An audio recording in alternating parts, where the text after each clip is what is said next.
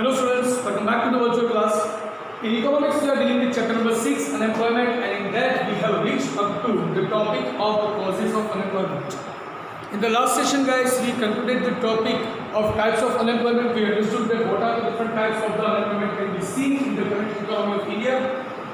In today's session we are going to understand the causes of unemployment કે એવા શું કારણો છે કે જેને કારણે ભારતની અંદર અનએમ્પ્લોયમેન્ટ જેવી સિચ્યુએશન જોવા મળે છે અને એ પણ એટલા હાઈપર લેવલમાં કે જે આપણા દેશ માટે અત્યારે સૌથી મોટો ચિંતાજનક પ્રશ્ન બને છે.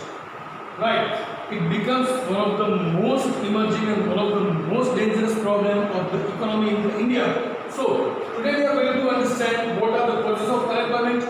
Basically, there are 10 main causes of the unemployment, but we are going to divide them into two different parts. Today, I am going to teach you the 4 first causes of unemployment, and in the next session, we are going to understand the another 6, right? And that is how we will conclude this topic, which is the causes of unemployment. So, let us start with some of the prefix. આપણા કન્ટ્રીની અંદર જ્યારે ઇકોનોમીની વાત આવે તો ઇકોનોમીના દરેક data આપણને અલગ અલગ ઇન્સ્ટિટ્યુશન્સમાંથી મળતા હોય છે. સેમ વે અનએમ્પ્લોયમેન્ટના જે ડેટા છે એ આપણે પ્લાનિંગ કમિશનમાંથી મળે છે, સેન્ટર ફોર સ્ટેટિસ્ટિકલ ઓર્ગેનાઇઝેશનમાંથી મળે છે, સીએસઓમાંથી, એનએસએસઓમાંથી આપણને ડેટા મળતો હોય છે. સાથે એમ્પ્લોયમેન્ટ એક્સચેન્જની અંદર જે જર્નલ તૈયાર થાય છે એ જર્નલમાંથી પણ આપણને અલગ અલગ અનએમ્પ્લોયમેન્ટના ડેટાસ મળી રહે છે. આ બધા જે ડેટા મળે છે એના આધારે આપણે સ્ટડી કરી શકીએ છીએ, બરાબર, કે કઈ રીતે આપણા કન્ટ્રીની અંદર અનએમ્પ્લોયમેન્ટની પ્રોબ્લેમ્સ વધી રહી છે. જ્યારે પ્રોબ્લેમ ધીરે ધીરે વધારે મોટો થવા લાગ્યો ત્યારે ભારતની અંદર Bhagwati commission was, that means the Bhagwati committee was established, right, and they were given the basic task to study the problem of unemployment, that what kind of problems are being faced and due to what problems the unemployment is taking place. If we know the causes of the unemployment very well, we can at least try to reduce all those causes so that we can try to reduce the level of unemployment too. જો આપણને કારણ ખબર હોય કે આ વસ્તુના કારણે જ આ પ્રોબ્લેમ થાય છે અને જો કદાચ એ રિઝલ્ટ છે એને જ ડાયરેક્ટ ટાર્ગેટ કરીએ તો it is quite possible that we can get rid of the problems, or else we can at least decrease the problem or the intensity of the problem. Right. So Bhagwati committee જે છે establish કરવામાં આવી કે જે લોકો અનએમ્પ્લોયમેન્ટના problem પર ખૂબ જ સારું એવું વર્ક કર્યું. ઇન્ડિયાની અંદર પ્લાનિંગ સ્ટાર્ટ થયું 1951 માં, અને જ્યારે પ્લાનિંગ સ્ટાર્ટ થયું ત્યારે જ અનએમ્પ્લોયમેન્ટનું લેવલ ભારતમાં ખૂબ જોવા મળતું હતું, બરાબર.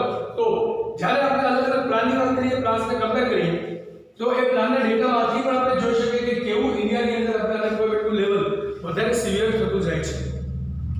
જ્યારે ફર્સ્ટ ફાયર પ્લાન એન્ડ થયો, at the end of the plan, જ્યારે ફર્સ્ટ ફાયર પ્લાન એન્ડ થયો, at that time in India there were 53 lakhs people who were unemployed. First five year plan 1950 માં ફર્સ્ટ ફાયર પ્લાન 56 માં over થયો. First five year plan જ્યારે end થયો ત્યારે there were 53 lakhs people who were unemployed, બરાબર. પછી બીજા 4 પ્લાન થયા અને જ્યારે ફિફ્થ પ્લાન એન્ડ આવ્યો, at that time the unemployed people increased from 53 lakhs to 304 lakhs people.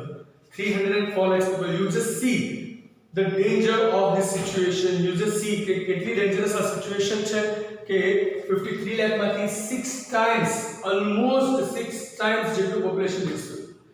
Night fire બાદ થયો તેમાં બીજા 44 lakhs એડ થયા. નાઇટ ફાયર પ્લાનના એન્ડમાં 348.5 lakhs people were unemployed in our nation. Barabar. So this is how in each and every time government try to decrease the unemployment, but the unemployment is being increased day by day, right? Is being increased year on year. તો આ જે situation છે કે એક fire plan આપણે જોયા કે first fire પ્લાનના એન્ડમાં 53 લાખ અનએમ્પ્લોયડ હતા, ફિફ્થ ફાયર પ્લાનના એન્ડમાં 304 લાખ અનએમ્પ્લોયડ હતા, અને નાઇન્થ ફાયર પ્લાનના એન્ડમાં 348.5 લાખ પીપલ અનએમ્પ્લોયડ હતા. તો આ જે પ્રોબ્લેમ છે તો એને આપણે એવું કહીશું કે India is facing the extensive level of unemployment. આપણે ત્યાં અનએમ્પ્લોયમેન્ટનું જે લેવલ છે એકદમ એક્સટેન્સિવ લેવલમાં છે, ખૂબ જ હાઈપર લેવલની અંદર છે, બરાબર. તો એને કારણે કહેવાય કે it is becoming a serious problem for the economy of India. આપણા દેશની ઇકોનોમી માટે આ એક ખૂબ જ સિરિયસ પ્રોબ્લેમ બનતો જાય છે. It is becoming very much tough for us to overcome this problem. હવે તો માત્ર આપણે કંટ્રોલ કરી શકીએ, right? To overcome this problem on the 100% basis is quite difficult task for the economy and for any government of India, right? So હવે આ situation છે કે અનએમ્પ્લોયમેન્ટ છે એ ઇન્ડિયાના સૌથી મેજર પ્રોબ્લેમ્સ છે એ મેજર પ્રોબ્લેમ્સમાંથી એક પ્રોબ્લેમ બની ગયો છે, રાઈટ. અને ઇન્ડિયન ઇકોનોમી માટે તો એક ખૂબ જ સિરિયસ પ્રોબ્લેમ કહી શકાય. તો વાત કરીએ છીએ કે અનએમ્પ્લોયડ છે, તો અનએમ્પ્લોયડની સિચ્યુએશન તો ખબર છે કે જ્યારે માણસે કામ કરવાની willingness છે, the person is ready to work, right, the person is able to work, is capable to work, but then also is not getting the opportunities to work, that is known as unemployment. તો લોકોને કામ કરવું છે પણ કામ નથી મળતું. આ 348.5 લાખ છે, બરાબર. એટલે 3,48,50,000 પીપલ એવા હતા અપ્રોક્સિમેટલી કે જેને કામ કરવાની ઈચ્છા હતી, શક્તિ હતી, તૈયારી હતી, પણ તેમ છતાં કામ મળતું નહોતું, બરાબર. તો એના મેઇન કોઝ શું છે? why this situation occurs? so એના મેઇન કોઝ છે high increase in labor supply and low increase in opportunities. એ બધું જે સપ્લાય છે એ ખૂબ જ હાઈ લેવલમાં ઇન્ક્રીઝ થાય છે, પણ સામે એમ્પ્લોયમેન્ટ ઓપોર્ચ્યુનિટીઝ જે છે, બરાબર, એ ખૂબ જ લો લેવલથી આગળ વધે છે. ઇન્ડિયાની પોપ્યુલેશન લાસ્ટ સેન્સસ મુજબ 121 crores આસપાસ છે. It is expected to be near about 135 to 140 crores by the end of 2021 census, બરાબર. તો આટલી બધી પોપ્યુલેશન રેઝ થાય છે, બરાબર. આટલી બધી પોપ્યુલેશન જ્યારે રેઝ થાય છે તો એની સામે ઓપોર્ચ્યુનિટીઝ જે ઇન્ક્રીઝ થવી જોઈએ એટલા લેવલમાં ઇન્ક્રીઝ થતી નથી. એટલે કે એમ્પ્લોયમેન્ટની ઓપોર્ચ્યુનિટીઝના જે ઇન્ક્રીઝ રેટ છે એના કરતાં પોપ્યુલેશનનો ઇન્ક્રીઝ રેટ વધારે છે. જ્યારે પણ પોપ્યુલેશન વધે લેબર સપ્લાય વધવાનું, એટલે કે વસ્તી ખૂબ જ સ્પીડમાં વધે છે, જ્યારે વર્કિંગ ઓપોર્ચ્યુનિટીઝ બહુ જ ઓછી સ્પીડમાં વધે છે, કે જેને કારણે અનએમ્પ્લોયડ લોકોની સંખ્યા વધે છે. એક બેસિક એક્ઝામ્પલ લઈએ કે માની લો કે એક વર્ષની અંદર 1000 નવા લોકો એક એરિયામાં બર્થ લે છે, પણ એ એરિયામાં વર્કિંગ ઓપોર્ચ્યુનિટીઝ 100 ની છે. તો કેટલા લોકોને જોબ મળશે? 100 ને, તો બાકીના 900 છે અનએમ્પ્લોયડ થયા. This is the same situation which is being happen in India, કે ન્યુમરસ વેઝ, બરાબર, ન્યુમરસ વેઝની અંદર બહુ જ ટ્રાય કરી એમ્પ્લોયમેન્ટ ઓપોર્ચ્યુનિટીઝ વધારવાની, but we are not able to create the opportunities as much as there is the growth in the population. તો growth rate પોપ્યુલેશનનો જે છે એ ઇન્ક્રીમેન્ટ રેટ એમ્પ્લોયમેન્ટ કરતાં ખૂબ જ વધારે છે, અને એને કારણે મોટાભાગની જે પોપ્યુલેશન છે અનએમ્પ્લોયડ બને છે, બરાબર.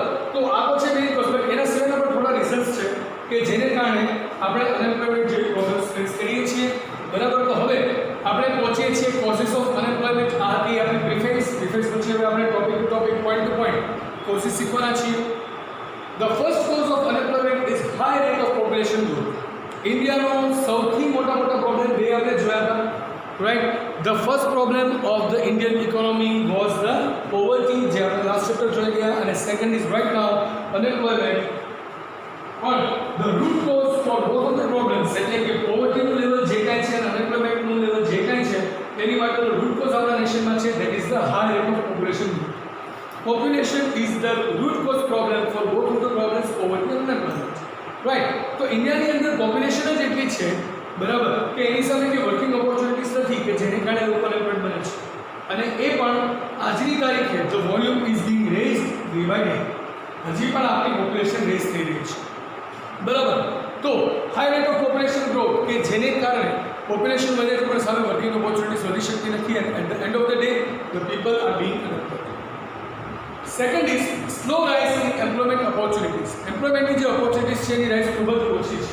ઇન્ડિયા જે છે સૌથી પહેલાં તો આપણે લેબર ઇન્ટેન્સિવ ટેકનિક ચાલુ કરવા પછી ધીરે ધીરે વિગો ડિજિટાઇઝ કરીને પછી 1991ના રિફોર્મ્સ પછી ઓટોમેટેડ પ્રોડક્શન સિસ્ટમને ખૂબ જ સ્પીડ અપ કર્યું, બરાબર. તો ઓટોમેટેડ જ્યારે કેપિટલ ઇન્ટેન્સિવ પ્રોડક્શન ચાલુ હોય તો એ સમયે એમ્પ્લોયીઝની જરૂર પડશે જ નહીં. અને એ સિવાય પોપ્યુલેશન જ્યારે હાઈ છે ત્યારે લોકો નથી પ્રોપર એજ્યુકેશન લઈ શકતા, નથી લોકો પોતે પ્રોપર હાઇજીન મેન્ટેન કરી શકતા. એ દરેક વસ્તુની જોબ પર ઇફેક્ટ કરવાની જ છે. તો જ્યારે પણ એમ્પ્લોયમેન્ટ ઓપોર્ચ્યુનિટીઝની વાત આવે, બરાબર, તો દરેક લોકો જે કામ કરી શકે એવું હોય તો મળવું બહુ ઇઝી છે, બરાબર. તો એની માટે પ્રોબ્લેમ તો દરેક લોકોને થવાની જ છે.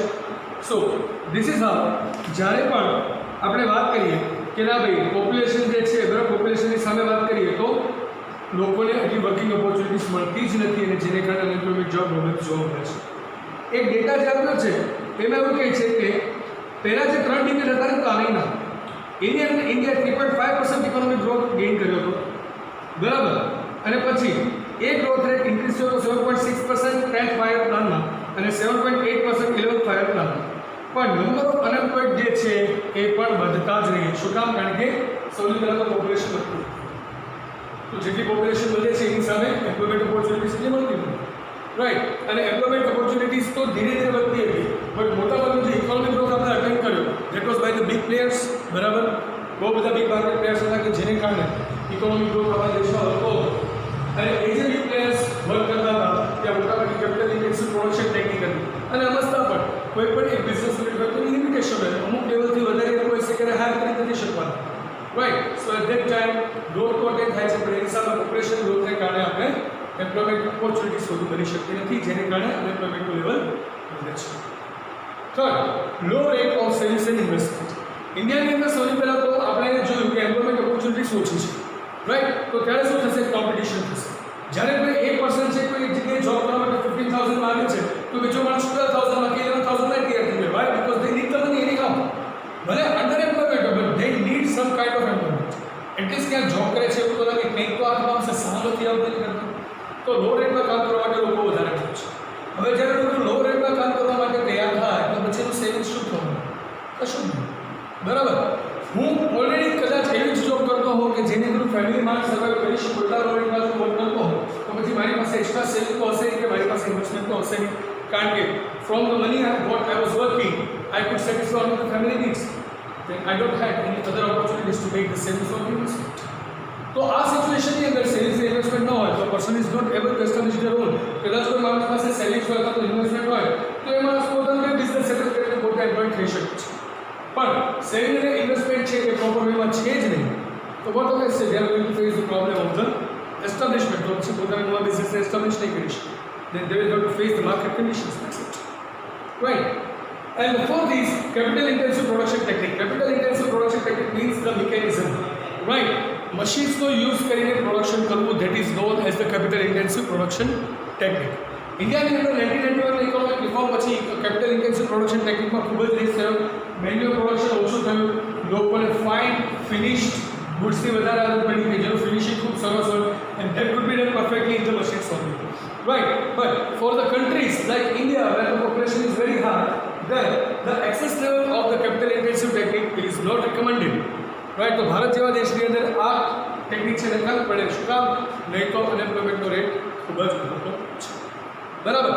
તો જ્યારે વધુ પડતું કેપિટલ ઇન્ટેન્સિવ પ્રોડક્શન ટેકનિકનો યુઝ થવામાં આવ્યો ત્યારે ભગવતી કમિટી અને એની સાથે બીજા હતા વેંકટરામન કમિટી, બરાબર. આ બંને કમિટી કે જેને અનએમ્પ્લોયમેન્ટ કવર કરવા માટે થઈને તૈયાર કરવામાં આવી, both the committees oppose for the capital intensive production technique and they said that in India the production technique should be labor intensive, not the capital intensive, right, so that maximum people can get the employment, right.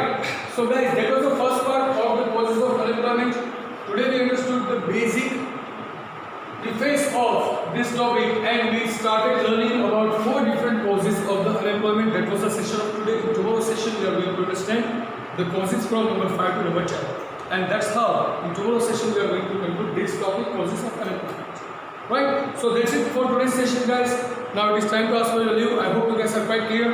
I'll see you in the next session with a new topic. Till then, goodbye, take care, have a nice time, stay home, stay safe, keep making notes. Thank you.